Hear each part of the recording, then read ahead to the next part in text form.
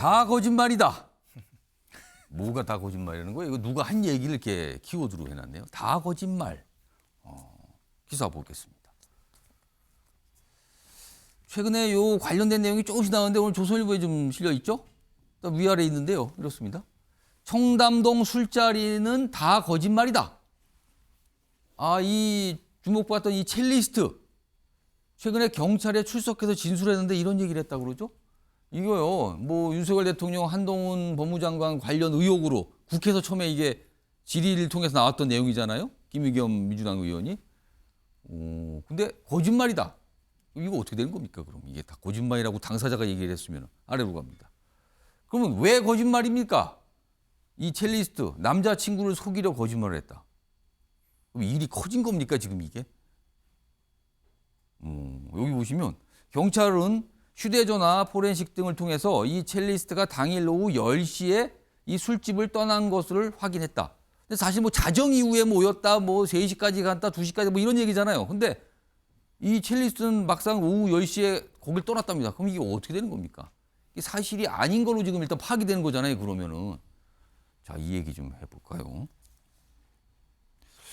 이와 우선 이 패널분들과 나누기 전에 이 사안의 시작점이 국회에서 있었죠.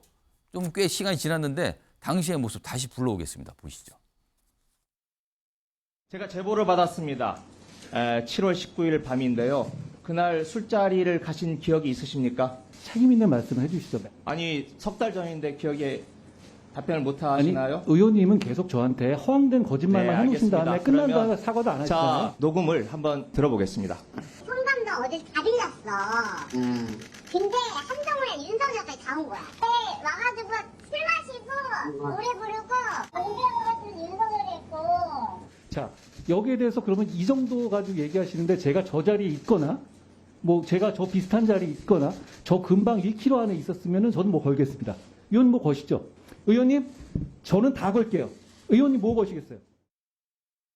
저렇게 하고 시작이 된 겁니다. 그 이후에. 근데 지금 경찰이 조사해 보니까 아닌 걸로 지금 이게 나와 있잖아요. 뭐 오늘 조선일보에만 나와 있는 보도인데 뭐 이거 가지고 오늘 정치권 얘기 참 많이 할 것 같아요. 아침에 매일경제가 미리 좀 얘기 좀 해보죠. 최인호 변호사. 네. 이거 어떻게 된 겁니까 이게 그럼? 제가 어이없이 그 자리에 당사자가 될 뻔했던 적이 있는데요. 무슨 그래요? 말씀이냐면은 예. 한 두세 주 전에 그 더 탐사의 강모 기자가 저한테 전화를 해서 이거 보도했던 곳들 말씀하시는 그 겁니까? 내용에서 제가 그 자리에 있으면서 한동훈 장관 이 윤석열 그 대통령과 술자리를 같이 했다라는 얘기가 있는데 맞냐라고 전화가 온 적이 확인이 있는데요. 들어왔어요? 그걸 들으면서 제가 너털 웃음을 울었습니다. 결국 그때에 김앤장 변호사 30명이 있었던 사실을 스스로 확인하지 못했구나 하는 것을 제가 직감할 수 있었는 것 같은데요. 저는 이 부분과 관련해서 정말 강모 기자와 지금 그 김의겸 민주당 그 대변인께서 사실관계를 확인하기 위한 노력을 했었는지에 대해서는 심각한 의문이 있습니다. 아시다시피 그 김의겸 민주당 의원 같은 경우에는 예. 이 국정감사 자리에서 했기 때문에 그 발언 자체에서는 면책 특권이 있습니다. 그렇죠. 그렇지만 한동훈 장관이 넘겨진 질문에 뭐라고 했냐면은 더 탐사와 나는 협업은 했다고 했지 않습니까? 그리고 더 협업했다고 했으면 협업해가지고 그날 밤 9시에 더 탐사라는 데서 이와 같은 내용을 매체에서 보도를 뭔가 했단 말이에요. 보도도 있고 그렇다고 그랬죠. 하면은 국회에서 했던 발언 자체에 대해서는 면책 특권이 발휘될 수가 있지만 더 탐사와 협업해서 보도에 있는 것에 대해서는 예. 만약 더 탐사가 사실을 확인하기 위한 상당한 노력을 하지 않았다고 할 경우에 그에 대한 명예훼손에 공동정범으로 책임질 가능성이 상당히 높아졌다. 결국 앞으로 이제 지금 그 한동훈 장관이 이게 사실이 아닌 걸로 최종 확정이 될 경우에는 그렇죠. 그렇게 될 경우에는 그 사실이 아니라 한다 하더라도 그 사실을 믿을 만한 상당한 이유가 있고 그걸 믿을 만한 상당한 이유를 확인하기 위한 노력이 있었다고 하면은 언론에 대한 면책이 됩니다. 그렇지만 그와 같은 노력도 제대로 하지 않고 예. 정치적인 차원에서 저와 같이 그 협업을 했다고 하면서 보도를 할 경우에는 국회에서의 발언이 아닌 예. 이 언론 보도와 관련되는 명예훼손의 공동정범의 책임이 물을 수 있기 때문에 예. 지금 그 한동훈 장관이 그 자리에서 자기의 모든 것을 걸겠다고 자신 있게 얘기한 것은 바로 그러한 점을 지금 얘기를 하고 있는 것이죠. 자, 김의겸 대변인. 이 정도 보도도 나오고 내용이 좀 전해지면은 김의겸 대변인이 어떤 오늘 입장 표명 정도는 하셔야 되는 거 아닙니까? 이건 어떻게 좀 판단하세요?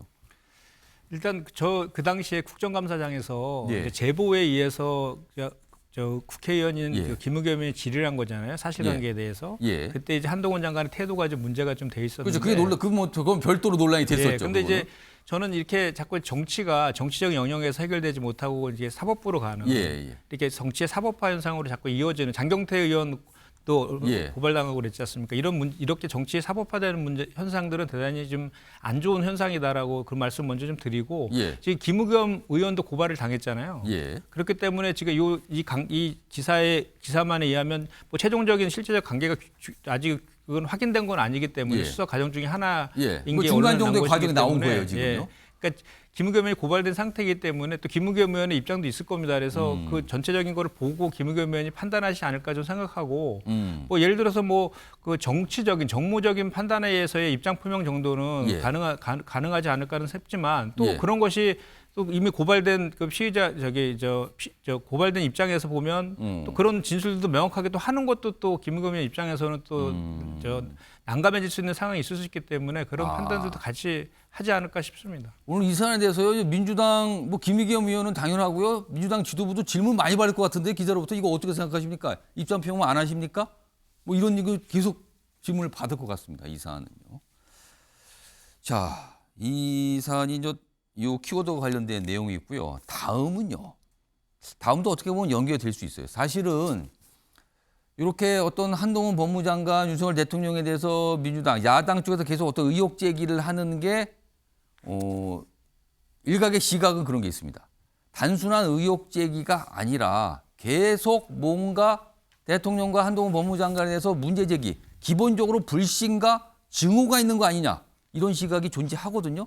그런데요, 이번에는요 반대편 시각으로 보일 수도 있습니다. 기사 보겠습니다. 윤석열 대통령 여당 지도부와 만찬 회동을 하기로 날짜가 잡혔습니다. 25일입니다. 자, 이번에도 민주당은 안 불렀다. 요 두 번째 줄 내용이 핵심이군요. 민주당은 안 불렀다. 그러니까 여당 지도부하고만 만나는데 취임 후에 보니까 야당과 단독으로 회동한 적이 없더라. 여기 밑줄이 거 있네요. 윤석열 대통령은 취임 초 여야 지도부와 함께 돼지갈비에 김치찌개 회동을 하자고 제안하는 등 적극적인 모습이었는데 결국 지금까지 한 번도 야당과 따로 자리를 만든 적은 없더라. 다음 화면 좀 보겠습니다. 한 번도 안 만난 거예요. 야당 지도부 따로. 근데 지금까지 여당 인사들과는 자주 만났어요. 여기 보면 취임 한 달 6월 당 지도부 만났죠. 그다음에 8월 국민의힘 연찬에 참석했죠. 만났어요. 그리고 9월 여기 보면 초청 오찬도 했었어요. 그리고 10월 원내 당협위원장 초청 간 다음에 많이 자주 만났네요. 근데 이 사이에 한 번도 안 만났다. 야당 인사들은. 부른 적이 없다. 자, 이거는 무슨 상황이라는 거죠. 일단 요 얘기 좀 신정현 부위원장 민주당 소속이니까 이거 네. 어떻게 보셨습니까? 그 윤석열 대통령이 가지고 있는 정치 사고방식 이게 예. 여전히 검찰총장으로서의 사고방식에 머물러 있다라는 생각을 합니다. 이분법적으로 바라보는 이 범죄자와 검찰의 관계를 바라보듯이 지금 상대당을 뭐 이재명 대표에 대해서는 잠재적 범죄자로 바라보는 거. 그리고 이 민주당의 뭐 인사들이 최근에 뭐 주요 인사들이 구속되는 과정을 보면서 구속 수사까지 밟고 있는 상황에서 그들과 회동하는 게 맞는가 이런 얘기들이 지금 대통령실에서 흘러나오는 이야기거든요. 그것은 다시 말하면 그럼 만나서는 안 될 대상으로 보는 겁니까 그러면은? 근데 그런 인식이 깔려 있는 겁니다. 그렇게 그런데 보신다고 판단하세요? 또 그렇게 말하면서도 언제든 열려 있다. 민주당 측에서 요청이 있으면은 뭐 제고할 수 있다라는 식의 예. 이야기를 또 했다 그래요. 근데 이재명 대표가 당선된 이후부터 줄곧 이야기하는 게 뭡니까? 영수회담이라는 표현을 쓰면서 당장 만나겠다라는 표현으로 적극적인 만남을 요청을 해왔지만 사실은 지금까지 단 한 번도 아까도 매달 한 달도 빠짐없이 국민의힘 당 측의 어떤 주요 관계자들과는 예. 행사를 개척해왔지만 민주당은 배제되어 왔던 겁니다. 이게 다시 말하면 국정의 주요 파트너로서 과반 이상을 차지하는 제1야당을 바라보는 윤석열 대통령의 시각이 여전히 검찰총장으로서의 이분법적 사고에 빠져 있다라는 거. 다시 말하면은 윤석열 대통령이 별로 학습 효과가 없었던 것 같아요. 당신이 검찰총장에 머물다가 정치 영역으로 들어왔다면 예. 이제는 상대당의 어떤 내부 여건, 외부 여건과 상관없이 내년부터 있을 중요한 전국 드라이브를 이끌어가기 위해서 야당 협조는 필수거든요. 그럼 손을 내밀어야죠. 예, 그 상대당의 본인 눈에는 뭐 불편한 게 묻어있는 예. 사람일지라도 손 내밀어서 적극적으로 도움을 요청을 해야죠. 저는 이 상황을 보면서 지난 5년 문재인 정부를 돌아봤는데 문재인 정부 당시는 그랬습니다. 당 개입에 최소화하되 최소한의 소통만 한다. 그런 스탠스를 쭉 유지해 왔던 걸로 알아요. 그것은 다시 말하면 대통령이 정치에 특히 개입하는 것 최소화함으로써 의회의 어떤 역할들을 존중한다라는 것이었는데 보십시오. 여 지도부와는 계속해서 연찬회를 하고 또 특위하고 초청 간담회를 하고 심지어 초선 의원들 개별 다 전화 돌려가면서 정당 정치의 어떤 역할을 적극적으로 수행합니다. 그런데 저 중요한 야당과의 관계 협조는 예. 이렇게까지 배제하거나 무시하는 것은 죄송하지만 윤석열 대통령 지난 6개월 동안에 정치적 성장이 전혀 없었구나. 정말 안타깝습니다. 이렇게 해서 배제되는 것은요. 0.7% 차이로 민주당을 지지했지만 아쉽게 그 대통령을 뽑지 못했던 윤석열을 뽑지 않았던 국민들을 배제하는 거나 마찬가지거든요. 그것이 예. 결국은 함께 품고 더불어 가야 하는 대통령의 본령으로부터 완전히 벗어난 정치다. 이걸 꼭 말씀드리고 싶습니다. 자, 김재섭 위원장. 사실은 지금 뭐 대통령도 그렇고 여당도 그렇고 야당을 설득할 필요가 참 많아요. 그런 측면에서 볼 수도 있고요. 그리고 또 지금 야당이 수사 대상 그리고 이재명 대표를 겨냥한 수사 이런 사항도 있거든요. 그런 상황에서 야당 대표를 만나는 게 또 부담스러울 수도 있다. 또 이런 시각도 있거든요. 그럼요. 이거 어떻게 저는 판단하십니까 지금? 우리 신정현 부의장께서 말씀하신 내용에 저는 답이 있다고 생각이 되는데 그 야당이 지금 협치의 대전제로서 예. 전제를 하고 있는 내용은 야당 탄압하지 마라. 이재명 대표에 대한 수사 이런 식으로 하지 마라라는 거거든요. 근데 사실 정치적인 타협을 하는 것과 그다음 우리가 협치를 하는 것과 수사를 안 하는 것은 사실 아무런 연관관계가 없는 겁니다. 지금 있는 수사는 민주당이랑은 아무런 상관이 없는 내용이에요. 이재명 대표 개인의 문제인 것이고 예. 성남시장에 있었던 일이고 경기도지사 때 있었던 일입니다. 이재명 대표의 개인적인 혐의를 가지고 정치적인 딜을 하겠다라고 예. 하는 것은 사실 맞지 않는 내용이거든요. 그러니까 저는 윤 대통령께서 이재명 대표를 지금 만나기가 굉장히 어려운 상황이 통상적인 지금 민주당의 지도부랑은 좀 달라요. 왜냐하면 이재명 대표가 여러 가지 수사가 지금 막 오고 있는 상황 속에서 예. 대통령이 이재명 대표를 직접 만나는 것 자체가 어떻게 보면 좀 이상한 사인을 줄 수가 있거든요. 굉장히 또 다른 신호로 또 오해가 되거나 해석이 되거나 그럴 수 있다는 겁니까? 그럼요. 그래서 예를 들면 뭐 수사가 잘 되면 오히려 뭐 이재명 대표랑 어떤 얘기가 오간 거냐, 뭐 수사가 더 그 이후로 더 뭐 보복성 예, 수사하는 거 예. 아니냐라는 얘기가 나올 수도 있는 거고.